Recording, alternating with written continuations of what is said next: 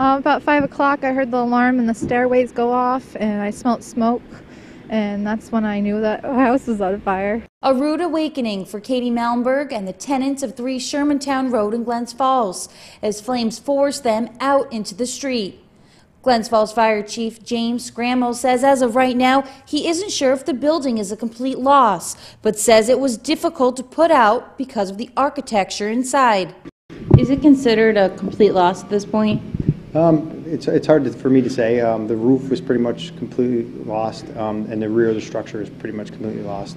We lost the integrity of the floors and ceilings in the rear of the structure to the point where our firefighter operations had to stop due to that.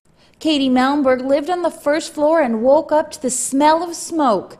Immediately grabbed her phone and cats and left the building, only to return to the smoke-filled structure to save a neighbor's cat.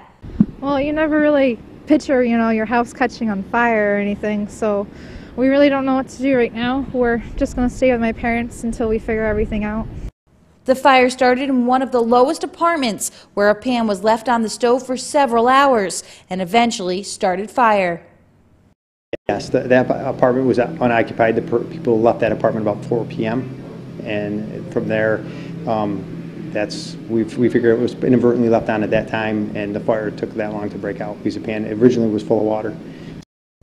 Chief Scrimell stressed the importance to me of having renter's insurance because you never know when something like this can happen to you. Our local chapter of the Red Cross is assisting those who were affected by this fire. For Look News, I'm Megan McDavid.